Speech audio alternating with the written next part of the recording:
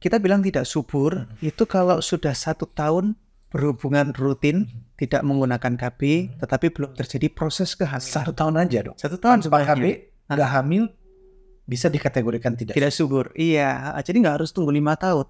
Apapun hasilnya nanti, kondisinya misalnya punya kondisi tertentu atau penyakit tertentu, ya, selama itu justru bisa dideteksi lebih dini, dideteksi lebih cepat, dikonsultasikan dan diterapi lebih cepat, itu kemungkinan sembuhnya atau kemungkinan membaiknya itu jauh lebih besar.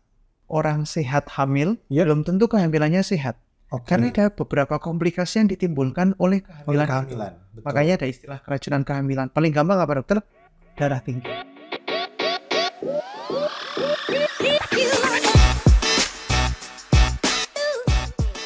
Ya, jumpa lagi di Sentra Stage, kali ini di program podcast Sentra Medica Hospital Group. Kali ini kita akan ngobrol-ngobrol bersama salah satu dokter favorit dari Sentra Medica Hospital Cisalak. Ya, kita akan bahas mengenai kesehatan reproduksi, mengenai persiapan kehamilan, dan apapun terkait dengan masalah kandungan dan kebidanan. Tentu saja saya sudah ditemani oleh bintang tamu kita adalah Dr. Stefanus Adi Kusuma, spesialis obstetrik ginekologi, atau yang sering atau yang akrab disapa dengan Dr. Stephen. Iya. Ya dok, bener ya? Iya, benar.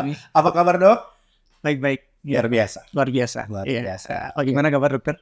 Luar biasa juga dok. Aduh, ini pertama saya bertemu dengan Dr. Stephen, antusias sekali dok ya. Kita mau membahas masalah yang sudah kita sampaikan tadi.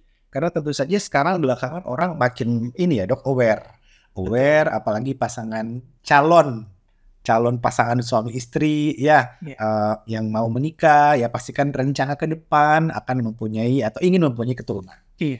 Ya pastikan banyak hal harus dipersiapkan ya dok. Iya. Apa saja do and dance-nya ya dok ya, atau mungkin tips-tipsnya, atau mungkin bahasa kerennya ya dok. Banyak hal 1000 langkah menuju garis 2. Iya. Garis 2 itu ini ya dok, hasil pemeriksaan yang sering bisa dibeli di toko ataupun juga di apotik ya dok. Iya. Tes-speknya. Iya. Ya, oke. Nah dok, kiat sukses, tips sukses supaya cepat hamil. Iya, betul. Itu the point aja nih dok. Iya. Tips sukses, kiat sukses supaya cepat hamil. Just pleng, langsung gitu. Iya. Sebenarnya apa yang harus dilakukan oleh pasangan suami istri atau calon pasangan suami istri yang akan menikah atau baru saja menikah? Iya. Oke, terima kasih dokter ya. Jadi memang banyak pertanyaan yang dialami oleh pasangan muda begitu ya, pasangan muda. Jadi yang pertama harus diketahui itu sebenarnya kemungkinan terjadinya kehamilan pada 1 tahun pernikahan pertama itu tidak 100%. Memang hanya berkisar sekitar 80-90% saja. Dengan catatan rutin berhubungan tanpa menggunakan KB. Ya. Nah, pertanyaannya bagaimana sih dokter agar kita itu memperbesar kemungkinan untuk hamil, ya kan?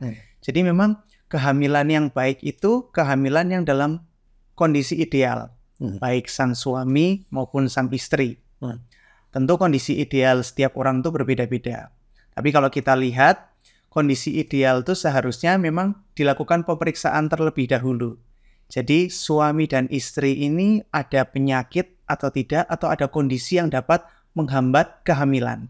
Salah satu contohnya bisa mungkin kalau yang suami lebih simpel ya, cek sperma, atau ada penyakit di daerah skrotumnya atau tidak, analisa sperma.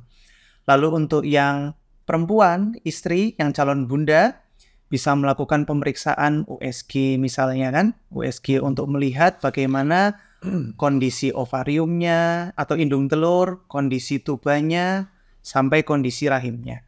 Nah, jika semua itu sudah normal, nah ini baru kita menjawab pertanyaan ini, ya kan?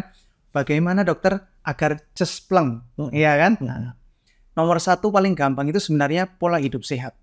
Untuk mencapai suatu kualitas sperma dan kualitas telur yang baik itu, hidup sehat itu nomor 1. Ini berlaku untuk kedua belah pihak, suami dan istri. Ya, jadi hidup sehat itu otomatis istirahat cukup sekitar 6-7 jam.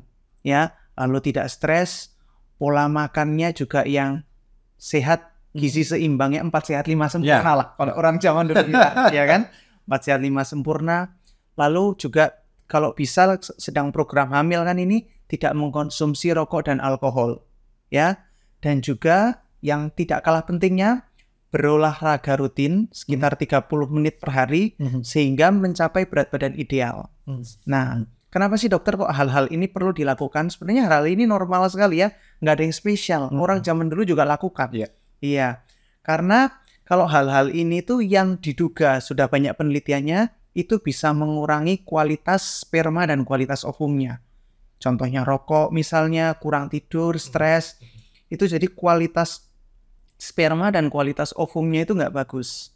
Jadi kalau kualitas sperma dan kualitas ovum tidak bagus, walaupun sudah rutin berhubungan atau mencari tanggal subur, itu kemungkinan terjadi kehamilan juga rendah, dokter. Jadi itu yang calon ayah dan calon bunda perlu tahu tuh. Gitu, ya. Lalu kalau sudah melakukan semua itu, ya, tentu program hamil untuk meningkatkan lagi kemungkinan besar terjadi kehamilan, bisa tambahan konsumsi vitamin untuk calon bundanya, sang istri, ya, standar asam folat sekitar 400 mikrogram per hari. Nah, tentu semua itu dilakukan. Kapan perlu ke dokter obgyn, dokter? Nah, itu tadi saya bilang. Jadi 1 tahun dulu, ya, nggak usah cari, sebenarnya nggak usah susah-susah. Rutin berhubungan 2-3 kali per minggu, nggak usah cari masa subur, ya. Lalu lakukan hal-hal yang tadi, konsumsi asam folat, bisa juga konsumsi multivitamin juga untuk suami. 1 tahun kalau nggak terjadi kehamilan, baru konsultasi ke dokter kandungan. Begitu. Oke, dok, ini kan juga sekarang banyak ya, kalau kita lihat di kota-kota besar, Jakarta ataupun di kota-kota lainnya, banyak yang sudah sebelum menikah mereka melakukan pemeriksaan premarital check up. Iya. Ya, untuk mengetahui banyak hal terkait dengan kesehatan reproduksi masing-masing. Nah, untuk premarital check up seperti ini, dok, apakah hal-hal tadi, pemeriksaan-pemeriksaan tadi juga dilakukan atau mungkin ada konsultasi, ada anjuran untuk mengkonsumsi makanan-makanan tertentu atau multivitamin tertentu pada saat melakukan premarital check up itu? Oh iya, oke. Jadi premarital check up ini sebenarnya sangat bagus ya, kalau rutin dilakukan. Tidak semua pasangan tuh melakukan premarital check up permasalahannya, ya kan? Karena sudah modal cinta, saling percaya, ya udah. Iya, sudah. Nah, yang betul itu premarital check up. Premarital check up itu hanya serta-merta sebenarnya kita memeriksakan kesehatan, bukannya nanti mengganggu status pernikahan. Nah, takutnya kan hasilnya tidak memuaskan kepada salah satu pihak, mengecewakan. Takutnya jadi batal, gitu. Ya, mungkin kalau untuk masalah seperti itu harus dibicarakan, ya, dibicarakan dahulu. Tapi yang terpenting premarital check up itu hanya untuk memperbesar kemungkinan agar kita bisa hidup berkeluarga lebih sehat termasuk keturunan kita. Kenapa? Karena di premarital check up itu kan akan melakukan pemeriksaan yang dari pemeriksaan fisik seperti tekanan darah sampai pemeriksaan darah tentunya tuh, misalnya punya kelainan seperti gula, ada DM nggak, ya kan? Selama ini nggak pernah cek dan sehat-sehat. Ketika premarital check up ternyata gula darahnya tinggi, atau misalnya fungsi tiroid atau fungsi hati, fungsi ginjalnya terganggu, ya kan? Tentu semua itu bisa diobatin atau diperbaiki dahulu, di treatment, ya, sebelum melakukan program hamil, agar memperbesar program hamil. Dan yang paling penting, agar kehamilannya sehat. Iya kan? Karena jangan sampai kita ini misalnya, sang istri itu ternyata gula darahnya tinggi, nggak melakukan premarital check up, ya kan? Lalu setelah menikah terjadi kehamilan. Ketahuannya ketika sudah hamil, kalau gula darahnya tinggi, tentu komplikasi yang akan ditimbulkan lebih besar. Daripada gula darahnya itu yang tinggi sudah diperbaiki dulu jadi normal baru hamil. Nah, itu sebenarnya pentingnya premarital check up. Jadi premarital check up itu yang dicek memang ada beberapa komponen. Bisa dibicarakan di dokter nanti, baik dokter umum maupun dokter kandungan dan rumah sakitnya. Jadi mulai dari pemeriksaan fisik standar ya, seperti tekanan darah, hingga pemeriksaan darah seperti yang tadi gula, mungkin fungsi hati, fungsi ginjal. Bahkan kalau mau program hamil, dan kalau misalnya pasangan ini beresiko tinggi, misalnya ada paparan terhadap hewan peliharaannya seperti anjing atau kucing, iya bisa melakukan pemeriksaan seperti torch. Iya kan? Jadi semua itu semata-mata dilakukan hanya agar nanti kehamilannya itu sehat. begitu. Jadi nggak serta-merta, oh nanti kalau sakit kamu bagaimana, gitu enggak. Harapannya kita sehat dahulu baru hamil, agar kondisi kehamilan itu ideal. Ideal itu kan juga termasuk sehat, dokter. Iya kan? Gitu. Saya pengen tanya nih dok, ada orang berpikiran seperti ini. Ya udah, namanya kita sudah saling percaya, sekian tahun berpacaran, penjajakan, saling mengenal kepribadian, kekurangan kelebihan. Nanti setelah menikah baru kita check up, termasuk yang tadi masalah kesuburan. Nah sebaiknya apakah ini masih oke dok setelah menikah? Yes, let's say seminggu 2 minggu habis bulan madu, honeymoon, yuk cek yuk sama-sama ke dokter biar tahu peluang untuk bisa memiliki momongan berapa besar gitu dokter. Betul. Jadi prinsipnya pemeriksaan yang akan dilakukan pasangan suami istri ya, calon ayah dan calon bunda itu dilakukan sebelum hamil. Jadi misalnya sudah menikah, tapi memang sudah sepakat nih, misalnya 6 bulan pertama, ayo kita bulan madu dulu, ya nggak apa-apa. Dilakukan setelah menikah nggak apa-apa. Masalah ya. Tapi yang paling penting dilakukan sebelum hamil, agar jika ditemukan suatu kondisi yang mungkin tidak normal ya, atau suatu kondisi yang perlu diobati atau diterapi dahulu, itu ada selang waktunya dahulu. Sehingga nanti ketika proses kehamilan tidak terjadi komplikasi. Paling sering misalnya seperti keguguran, ya kan? Atau misalnya terjadi kelainan kongenital pada bayi yang sedang dikandung. Jadi sebenarnya pemeriksaan dilakukan sebelum hamil. Jadi terserah, tapi boleh sebelum menikah atau setelah honeymoon, sudah romantis baru periksa, boleh, nggak apa-apa dokter. Yang penting sebelum hamil, begitu. Oke, kita ngobrol soal ini dok. Ada pasangan suami istri, katakanlah perempuan ya. Perempuan ini ternyata ada penyakit kronis. Let's say dia punya ya imunokompromis seperti autoimun atau mungkin diabetes. Perempuan atau seseorang dengan kondisi dengan penyakit seperti ini, apakah mereka masih berpeluang begitu dok untuk punya anak, apalagi yang pertama nih, anak yang sangat diharapkan. Bagaimana dok treatmentnya ataupun juga pengelolaannya ini seperti apa?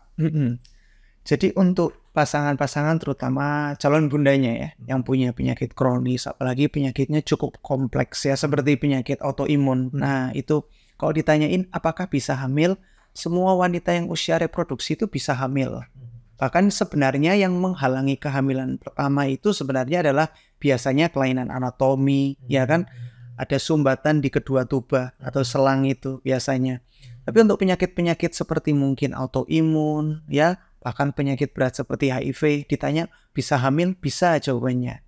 Tapi tentu dengan penyakit yang berat seperti itu, alangkah lebih bagusnya itu kita obatin dahulu. Kita obatin, tentu nanti kan berkonsultasi juga dengan dokter ahlinya kan, selain dengan dokter kandungan. Kita obati, lalu setelah kita obati, baru kita akan rencanakan program kehamilan. Nah yang perlu calon ayah dan calon bunda tahu, memang penyakit itu bisa menurunkan keberhasilan suatu kehamilan. Atau bisa jadi penyulit, dokter. Bisa jadi penyulit, iya, jadi menurunkan persentase. Tapi bukan berarti menghilangkan. Tetap ada persentase. Oleh sebab itu bagusnya kenapa premarital check up itu atau pemeriksaan kesehatan sebelum kehamilan, agar kita bisa istilahnya itu memperbaiki, agar itu tadi ujung-ujungnya adalah kehamilan ideal. Jadi kondisi ideal dahulu baru hamil. Jadi jangan sampai hamil itu nanti ketahuan baru punya penyakit autoimun, lalu penyakit infeksi, atau bahkan penyakit-penyakit organ lain, itu mengobatinya lebih susah karena ada kandungannya, ada adik yang sedang dikandung, daripada mengobati dalam keadaan tidak hamil. Jadi itu yang perlu diketahui. Makanya kenapa kenapa harus periksa ini, periksa itu? Ya karena seperti itu memang. Jadi memang yang perlu sebenarnya orang-orang masyarakat harus tahu. Jadi hamil tuh seharusnya sehat dahulu baru hamil. Ibu hamil tuh harus sehat, ya kan? Batuk pilek saja kalau bisa jangan. Iya kan? Apalagi ada penyakit berat seperti gula darah, apalagi sampai autoimun. Nah itu yang harus masyarakat, terutama pasangan-pasangan baru ini tahu. Begitu. Dok, banyak juga kalau kita lihat yang terjadi di masyarakat ya tadi tidak melakukan pasti premarital check up, hanya bermodalkan cinta, saling percaya, udah kenal lama, ya oke. Tapi ternyata ada mengidap penyakit-penyakit tertentu sehingga tidak adanya keterbukaan ya dari si perempuan ke laki-laki atau sebaliknya. Takutnya kalau dia cerita lebih dulu, takutnya nggak jadi menikah. Iya. Gimana nih dok melihat ya situasi atau kondisi seperti ini yang terjadi ya? Mereka baru terbuka, baru transparan ketika setelah menikah, apalagi periksa ke dokter, check up baru ketahuan. Supaya mengantisipasi hal-hal seperti ini baiknya seperti apa? Nah itu. Jadi memang paling betul tuh itu. Yang saya kemarin sempat bawakan juga. Jadi itu termasuk dalam satu adalah kesehatan seksual atau kesehatan fungsi reproduksi pada remaja atau orang-orang yang belum menikah. Jadi ketika seseorang itu belum menikah, tentu kan sudah berhubungan ya rata-rata orang mayoritas orang. Nah itu pentingnya keterbukaan ya. Lalu kenapa keterbukaan terutama terhadap kesehatan pasangan kita dan kesehatan diri kita itu penting? Karena ini tidak serta-merta hanya untuk kita, tapi untuk siapa? Untuk calon anak kita, ya kan? Karena kenapa? Anak yang akan dilahirkan atau suatu kondisi kehamilan itu biasanya mencerminkan kesehatan ayah ibunya. Iya, tahu? Begitu. Bayangkan nih, yang sama-sama sehat saja, pasangan suami istri yang sama-sama sehat saja, itu tidak menjamin anaknya sehat. Ya. Iya. Apalagi yang pasangan suami istrinya punya kondisi tertentu.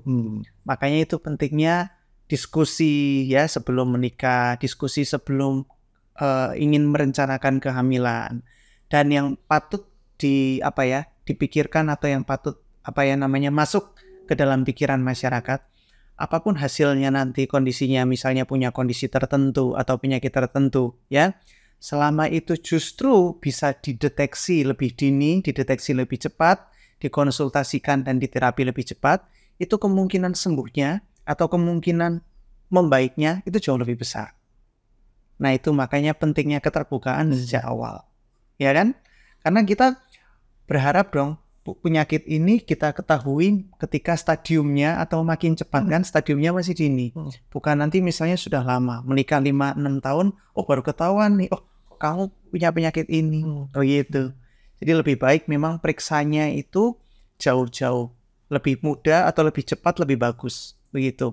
Agar kita punya spare waktu untuk mengobati atau memperbaiki kondisinya.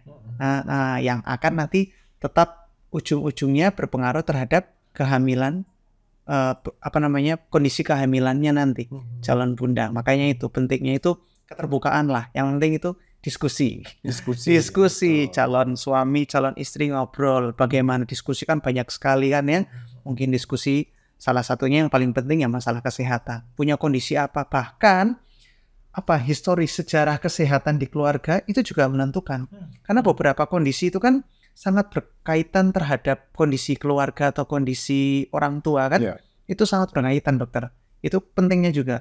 Jadi kalau kita ini sebagai seseorang ya tahu orang tua kita tuh punya sakit misalnya gula darah ya atau sakit ginjal, ada baiknya juga kita periksa walaupun kita belum ada rencana untuk menikah, tapi saya sehat-sehat saja nih dok.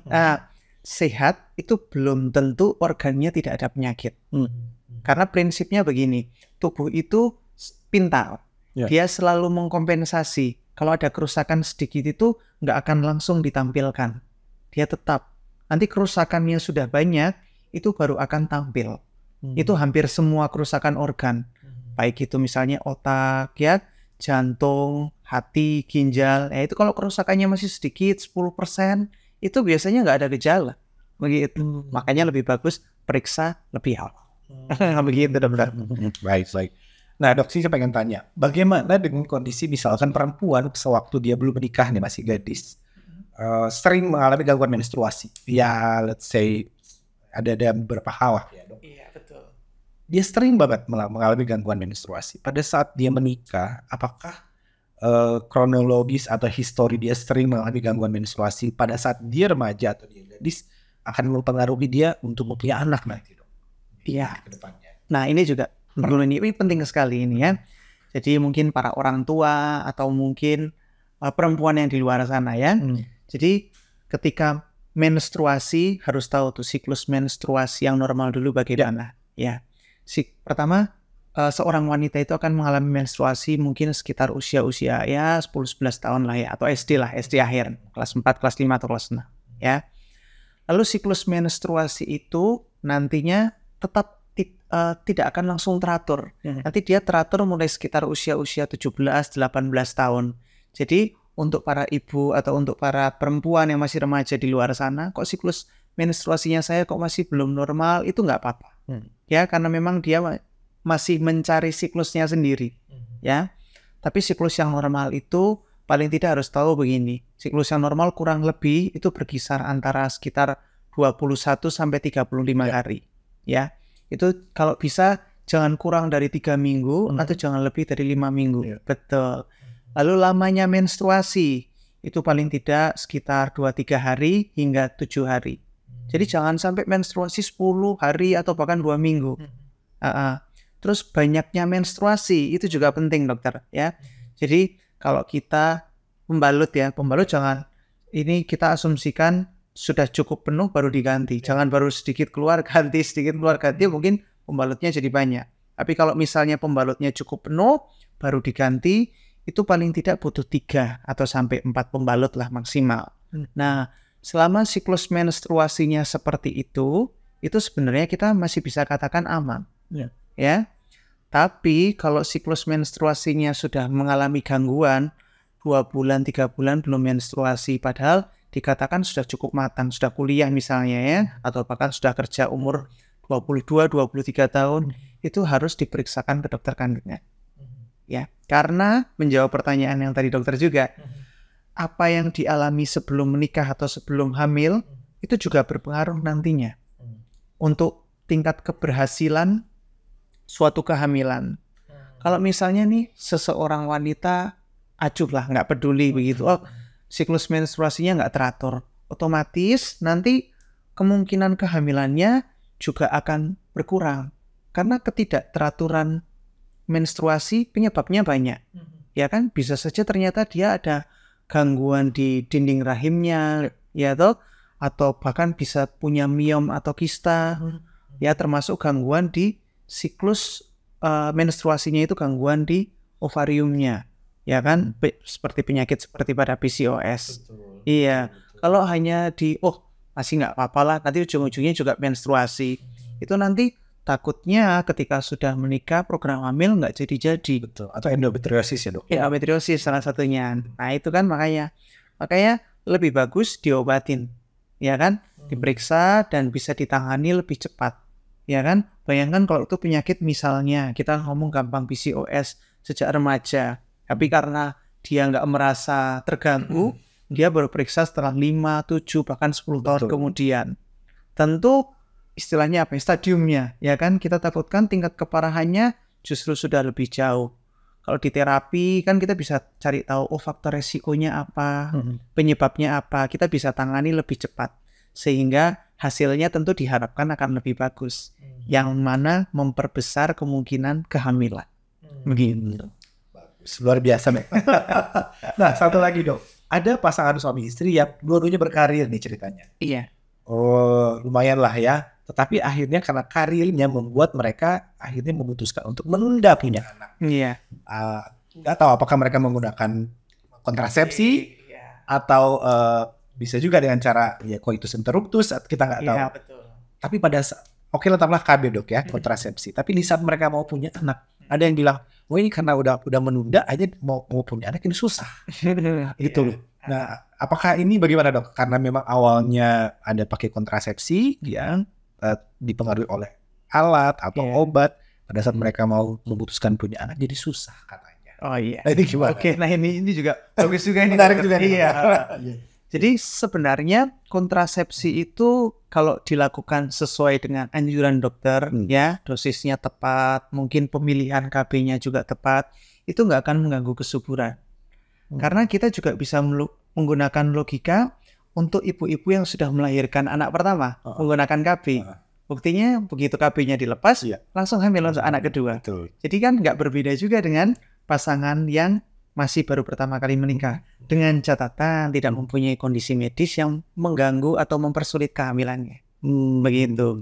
Jadi sebenarnya Kalau memang mau menunda dengan KB, misalnya menggunakan kondom atau pil atau suntik, itu didiskusikan dahulu dengan dokter kandungan tentunya. Setelah memeriksa kondisi, kalau memang suami istri ini sehat, pola hidupnya juga sehat, dan menunda dengan berbagai alasan lah ya dokternya, berkarir ya, paling sering ya, paling sering berkarir, itu nggak apa-apa. Dan ini nggak usah takut. Sebenarnya kalau dilakukan dengan benar, dengan pengawasan dokter, itu tidak akan istilahnya mengganggu tingkat kesuburan. Tentu dengan juga yaitu tadi konsultasi dokter, karena ada banyak faktor lain. Faktor yang paling penting yang harus tahu adalah apa dokter? Usia. Iya, jadi misalnya, waduh dokter saya udah gunakan KB menunda misalnya 2-3 tahun. Kok ini susah, ini berarti karena KB-nya. Belum tentu juga. 2-3 tahun ketika dia menikah, mungkin memang usianya bayangkan sudah 34-35 tahun dokter. Masih pakai KB. Jadi setelah KB selesai usianya 38 tahun. Otomatis usia 35 dan 38 tahun ini ada perbedaan kualitas sperma dan kualitas ovumnya dong. Iya kan? Betul. Belum lagi tadi pola hidup. Merokok enggak? Iya. Stres apa enggak? Stres, kurang tidur alkohol, itu dilakukan 3 tahun saja sudah merusak kualitas sperma dan kualitas ovumnya. Begitu. Jadi kalau ada seseorang atau pasangan sulit hamil, sebenarnya bukan karena KB-nya, tapi harus dicari faktor lain. Karena kalau KB dilakukan dengan ya tadi indikasi yang tepat, dengan pengawasan dokter, itu tidak akan mengganggu kesuburan di masa depan. Karena buktinya ya untuk ibu-ibu yang sudah hamil. Karena fungsi KB itu kan apa? Kan menjarangkan kehamilan, menunda kehamilan. Bukan apa namanya? Mengganggu. Ya kan mengganggu fungsi reproduksi atau bahkan merusak fungsi reproduksi. Nanti itu dong KB nggak ada yang mau pakai dong. Iya kan? Betul. KB itu menunda. Iya, jadi kalau KB dilakukan dengan benar, dia tidak akan mengganggu fungsi reproduksi. Terutama yang pakai KB biasanya kan perempuan ya. Fungsi reproduksi yang calon bunda istrinya ini. Begitu. Dok, saat berkonsultasi nih, mau pilih metode kontrasepsi apa? Yang menganjurkan atau yang memilih itu bisa nggak dari pasien? Dok, saya mau pakai ini aja deh. Misalkan, saya nggak mau disuntik, saya nggak mau pakai alat, saya maunya pil aja. Atau mungkin bisa juga dengan adanya intervensi dari dokternya. Wah, lebih bagus pakai yang ini dulu atau seperti apa gitu dok. Iya. Nah, pilihan-pilihan seperti ini apakah memang dari pasiennya sendiri yang mau atau dari dokter kandungannya sendiri yang juga ikut menyarankan? Iya, ini juga penting. Sebenarnya pemilihan KB itu yang paling penting itu dari istrinya ini, perempuannya. Lah kan badannya dia. Jadi yang menentukan sebenarnya bukan suaminya. Oh, kamu pakai KB-nya ini saja. Atau dokternya. Nah, tugasnya dokter, seperti dokter kandungan ya, seperti saya ini, menjelaskan kelebihan dan kekurangan setiap KB dan kira-kira KB apa yang paling cocok untuk pasien, jadi untuk perempuannya. Karena nggak semua KB itu bisa dilakukan pada setiap perempuan dengan kondisi yang sama. Ya, kita anggap ada pil, implan, suntik, IUD. Ya, kalau yang dipakai suami rata-rata kondom. Itu harus disesuaikan. Kenapa disesuaikan dok? Oh, saya nggak bisa pakai KB ini saja, nggak bisa. Karena yang pertama harus dilihat kondisi setiap perempuan berbeda. Ya, yang pertama gampang nomor 1, dia punya penyakit penyerta nggak? Kalau misalnya yang perempuan ini punya penyakit darah tinggi, ya toh, punya penyakit diabetes misalnya, ya toh, tentu KB hormonal seperti pil, implan atau suntik 1 bulan kurang cocok, ya toh, karena bisa memperberat kondisi yang sudah diderita, ya kan, begitu. Atau misalnya dia punya infeksi menular seksual, gitu kan, keputihan yang berat, tentu tidak bisa pakai KB seperti IUD. Itu makanya pentingnya konsultasi sebelum menggunakan KB. Jadi dokter saya menjelaskan nih, KB ini kelebihannya apa, kekurangannya apa, fungsi utamanya apa, begitu kan? Ya, seperti misalnya gampangnya pil lah. Pil itu kan punya kelemahan, kalau lupa ya bisa beresiko hamil. Oh gitu dokter. Makanya itu saya menjelaskan. Nanti sisanya tetap yang akan memilih pasiennya, perempuannya, istri ini kan. Nah tentu kalau pilihannya memang sudah sesuai, nggak apa-apa. Tapi kalau pilihannya belum sesuai, tentu nanti kan bisa berdiskusi lagi. Misalnya nih, pasiennya kontraindikasi menggunakan KB hormonal. dia pingin sekali menggunakan KB hormonal karena katanya, apalagi kan seringnya dokter ya dengar kata orang-orang, ini yang paling bagus. Nah, fungsinya saya jadi sebagai dokter kandungan ini menjelaskan boleh atau tidak, bagusnya bagaimana begitu. Tapi tetap keputusan memang ada di pasien. Tentukan keputusan ya kelebihan dan resikonya lah. Kan saya menjelaskan, tapi keputusan tetap ada di pasien. Itu. Jadi tetap pasien boleh kok menentukan KB apa. Tapi tentu bagusnya berkonsultasi dengan dokter kandungan. Iya. Karena nggak semua KB bisa cocok terhadap seseorang. Gitu. Nah, satu lagi dok, masalah ketidaksuburan ya, kita juga tidak bisa menafikan. Ya memang banyak yang subur banyak, tapi yang tidak subur juga ternyata ya cukup banyak ya dok. Cukup banyak. Baru menikah masih muda, ya usia baru 20, 25 yang perempuan. Tapi kok udah 2 tahun, 3 tahun, bahkan 5 tahun menikah, belum juga dikaruniai anak. Nah, apakah mereka yang dalam kategori seperti ini disebut atau bisa dikatakan sebagai pasangan tidak subur? Atau bagaimana? Iya, betul. Jadi kita bilang tidak subur itu kalau sudah 1 tahun berhubungan rutin, tidak menggunakan KB, tetapi belum terjadi proses kehamilan. 1 tahun aja dong. 1 tahun tanpa KB, nggak hamil, bisa dikategorikan tidak subur. Iya, jadi nggak harus tunggu 5 tahun. Begitu. Jadi kalau sudah kita memang mau promil ya, ada pasangan suami istri mau promil, berhubungan rutin seminggu cukup 2-3 kali, gak usah setiap hari ya. Kalau setiap hari justru nanti spermanya gak istirahat. Begitu 2-3 hari pola hidup sudah sehat nih, sudah mungkin dia baca-baca ya, nggak merokok, gizi bagus lah, berat badan ideal gitu. Kalau 1 tahun tidak terjadi proses kehamilan, itu sebaiknya langsung periksa ke dokter.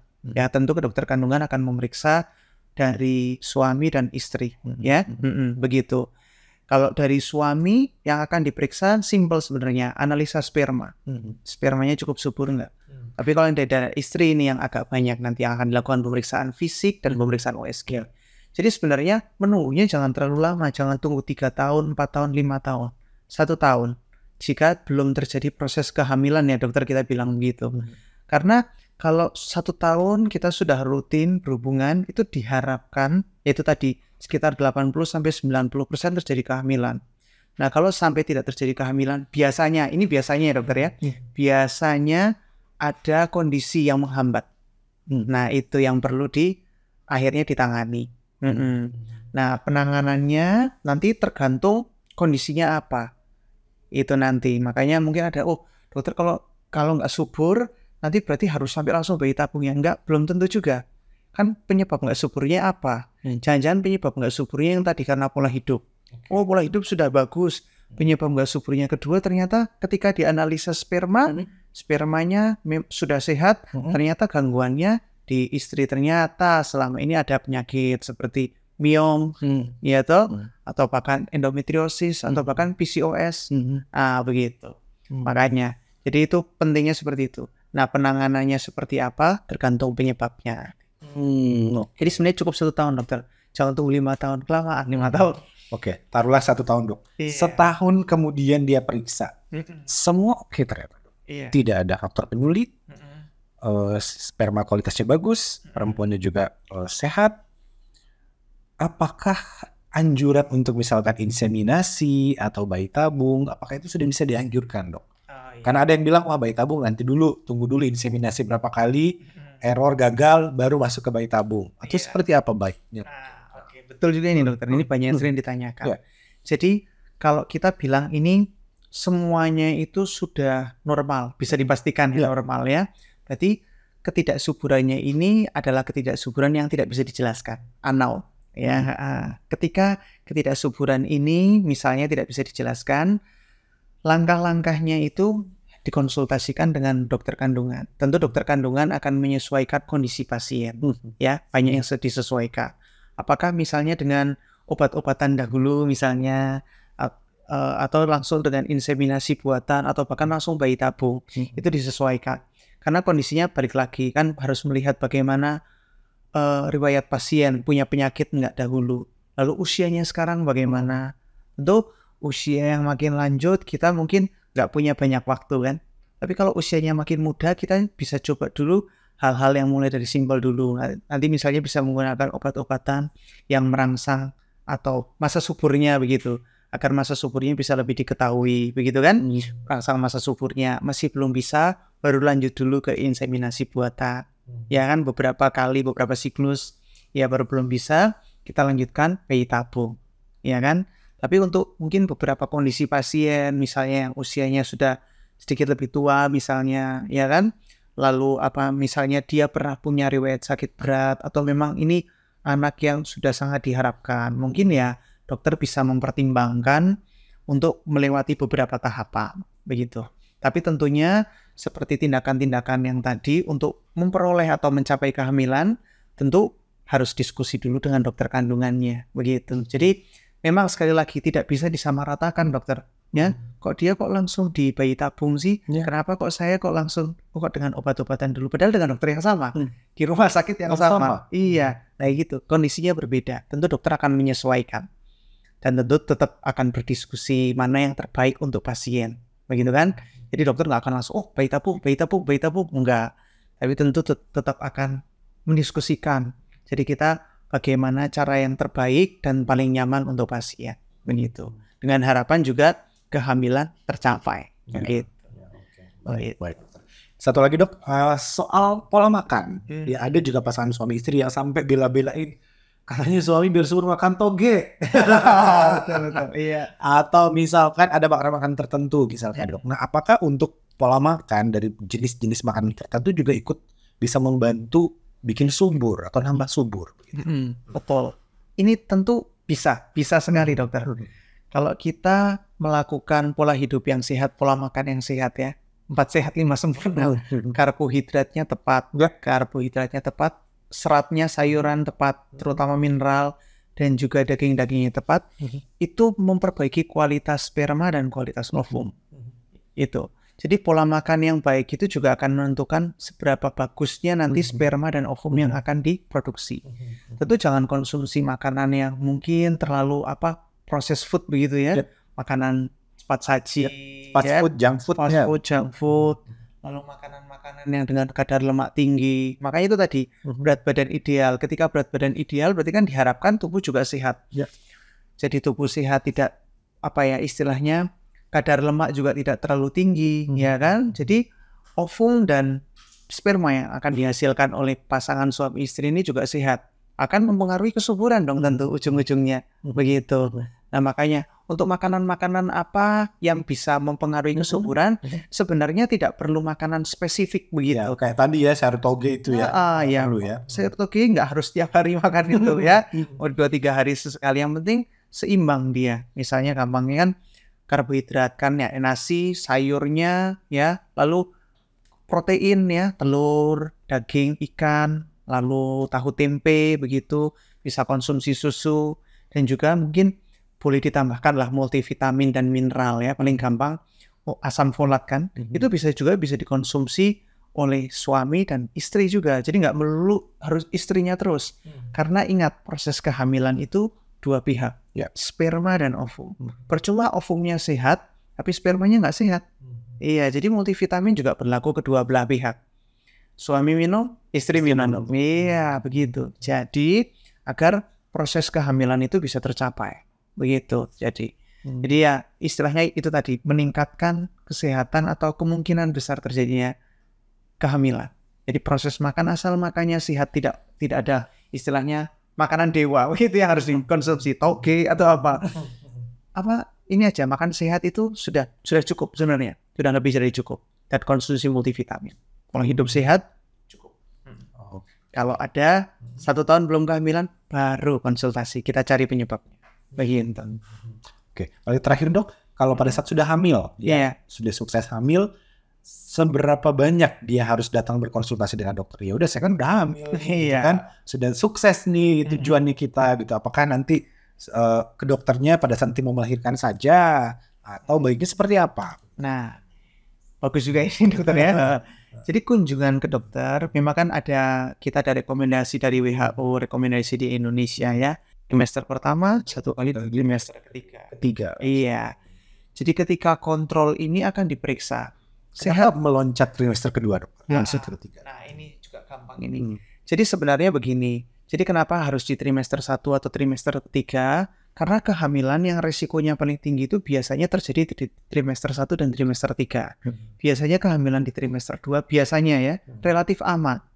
Kalau di trimester 1 masih ada resiko keguguran ya. Di trimester 3 bisa resiko kelahiran prematur atau letak plasentanya yang kurang bagus. Nah, itu makanya. Dan pentingnya kontrol ya. Ini kita ngomong kontrol kehamilan dulu ya, ANC kan. Nah, itu karena untuk melihat kira-kira hamilnya ini ada komplikasi nggak. Orang sehat hamil, belum tentu kehamilannya sehat. Karena ada beberapa komplikasi yang ditimbulkan oleh kehamilan. Makanya ada istilah keracunan kehamilan. Paling gampang apa dokter? Darah tinggi. Preeklamsi. Paling gampang dan paling sering. Preeklamsi itu kan walaupun waktu sebelum hamil nih kondisi dah sehat sekali. Nggak pernah ada hipertensi. Tapi ternyata masuk usia 20-22 minggu misalnya, tensi tiba-tiba tinggi. Nah, itu pentingnya kontrol, ANC. Nah, itu. Tapi kalau kita mau ngomong ideal dan optimalnya, paling bagusnya, ya paling gampang sebulan sekali saja. Kalau bisa calon ayah dan calon bunda ini, atau misalnya kehamilan ini, suami istri bisa kontrol sebulan sekali, setiap bulan ke dokter obgyn, lebih bagus. Karena kalau ada terjadi komplikasi, kita bisa tangani lebih awal dong. Ya kan? Bayangkan dia misalnya baru kontrol usia 16 minggu atau misalnya 18 minggu atau bahkan lebih dari 20 minggu nanti. Ketika kontrol ternyata letak plasentanya ada kelainan. Tekanan darahnya ada kelainan misalnya. Nah, tentu kan sudah cukup telat lah. Sedangkan kalau semisal keadaan-keadaan tadi sudah ditemui lebih awal misalnya, kan kita bisa lebih mempersiapkan diri, mental, dan juga dokternya bisa melakukan terapi terhadap suatu kondisi itu, ya kan? Karena begini yang harus diketahui oleh masyarakat luas ya. Kalau kita kontrol nih, ibu hamil kontrol ke dokter kandungan, sebenarnya tidak serta-merta hanya melihat jenis kelamin. Paling sering saya bertempel jenis kelamin apa dokter? Sebentar. Saya laki perempuan dok, ya kan? Suka begitu ya? Iya. Kan sebenarnya jenis kelamin itu kita bisa urutkan kesekian lah. Iya, yang paling penting itu kehamilannya ini sehat nggak, ya kan?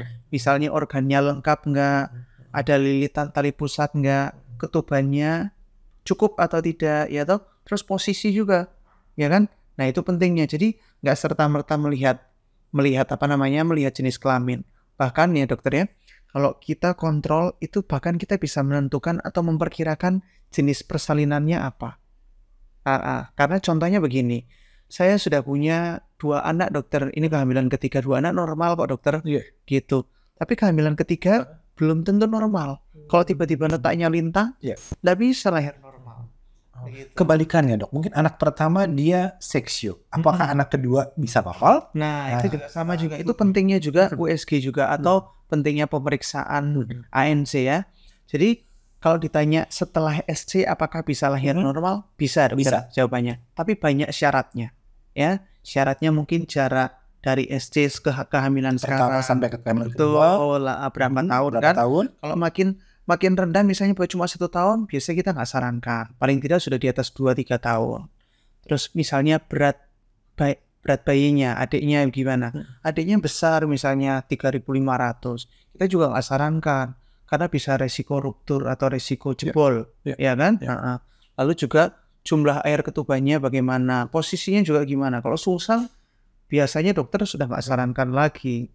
Makanya itu pentingnya. Jadi pentingnya kontrol ANC itu tidak serta-merta hanya lihat jantungnya bagaimana, jenis kelamin bagaimana.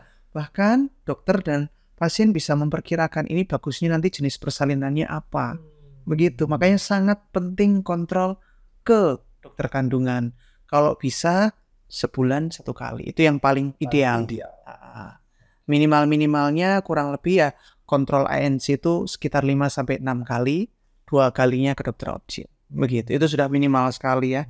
1 kali di trimester pertama untuk melihat kira-kira ada gangguan nggak? Ya, nanti ketemu lagi di trimester ketiga untuk menentukan kira-kira bisa lahir normal nggak? Sampai sekarang ini kira-kira sehat nggak adiknya? Berat badannya cukup nggak? Ya kan, air ketubannya bagaimana? Oke, Baik, berarti memang antenatal care itu juga sangat penting. Sangat penting. Sangat penting ya. Baik. Oke dok, saya mau tanya nih dok, prakteknya pada apa nih dok? Jadi biar Sobat Sentra tahu, mungkin yang mau konsultasi bisa ketemu di hari apa, jam-jam berapa mungkin dok? Silakan. Jadi sementara saya masih full di Full, Sentra setiap hari Medica ada? Cisalak. Dari hari Senin sampai hari Sabtu. Untuk jam prakteknya sendiri dari jam 2 siang sampai jam 9 malam. Tapi memang jika ada kasus-kasus emergensi, ya 24 jam saya masih ready. Jadi untuk mungkin yang untuk pasangan-pasangan suami istri yang ada di Cisalak, Depok sini sekitarnya, bisa kontrol, bisa konsultasi ke saya. Langsung cari. Oke, baik dok. Terima kasih dok buat sharing-sharingnya ya. Jangan kapok dok kalau kita undang lagi. Iya. Terima kasih. Enggak kapok ya. Baik dok. Sukses terus ya dok ya. Oke. Nanti kita ketemu lagi dengan pembahasan-pembahasan menarik lainnya. Ya dok ya. Baik. Ya. Demikian obrolan kita pada kesempatan kali ini dengan Dr. Stephen ya, spesialis kandungan kebidanan. Nanti kita akan ngobrol-ngobrol lagi masih dengan narasumber-narasumber lainnya dari Sentra Medica Hospital. Saya Dr. Helmi, Dr. Stephen pamit. Sampai jumpa.